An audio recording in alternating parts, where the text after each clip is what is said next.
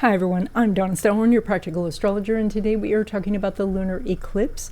It is on September 7. It's at 15 degrees of Pisces, and this, along with the solar eclipse that's on September 21, this is a pair of pretty intense eclipses. So we're going to concentrate in this video on the lunar eclipse and what it may mean for you. This video is a little bit different than my usual videos. There's no tutorial in this video at the end because I wanted to really focus on the eclipses and give you more information.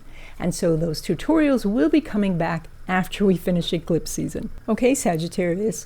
This is actually a little bit more challenging eclipse for you because the Pisces energy is square your sign, and this hits right at the base of your chart. So it is it affects potentially family dynamics, what's going on at home, as well as the foundation that you have. And by foundation, I mean how resilient you are for, change. And so that's having, an emergency fund, food in the pantry, friends that you can count on, family members where you have good relationships so that you can help each other. Now, it's quite possible by the time we reach this eclipse that you will know what is going to be changing at home.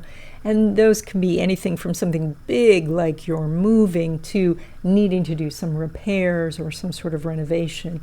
It can also mean that over the previous month that there was some big change, such as maybe one of your kids has gone off to college or that you've gotten a new pet, so that, things are different at home.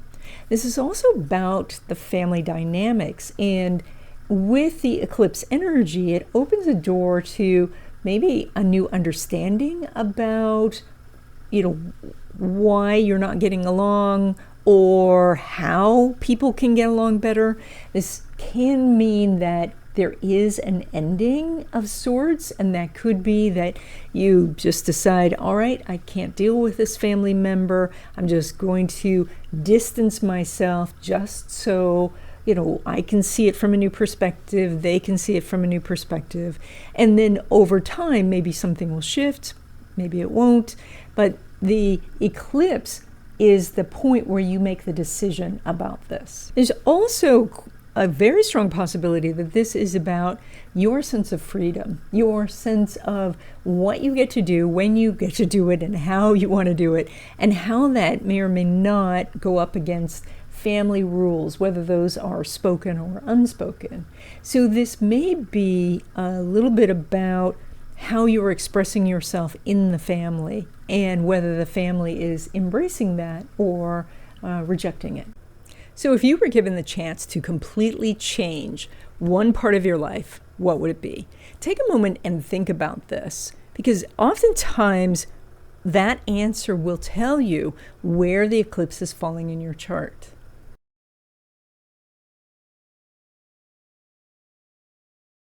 And so when we have an eclipse, especially an eclipse that affects the sun in the chart, what gets affected is how you describe yourself and to others.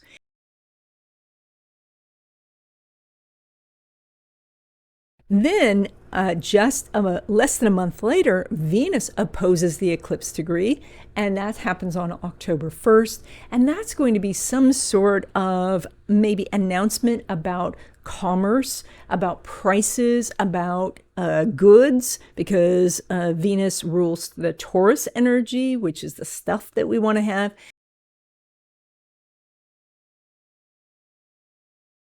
Now, probably the 410 hit is considered one of the most stressful because it is about home and career. And of course, you can mitigate a lot of this energy by leaning in and making as many changes as you can in those areas.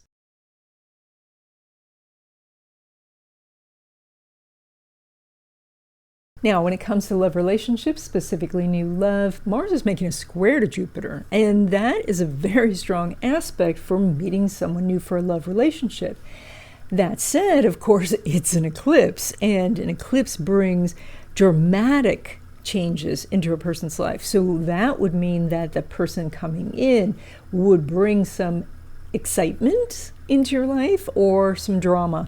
And, I know as Sagittarius, you're probably up for a little bit of excitement, but if you don't want the drama, you might find that it's better if you even if you meet during this month, that you start the relationship maybe in October, because that could help, say, at least get past the drama that will be happening for them or you during this month. Now, that said, also realize that it's quite possible that when you're going out into the world with no intention of meeting someone, you're still attracting lots of people.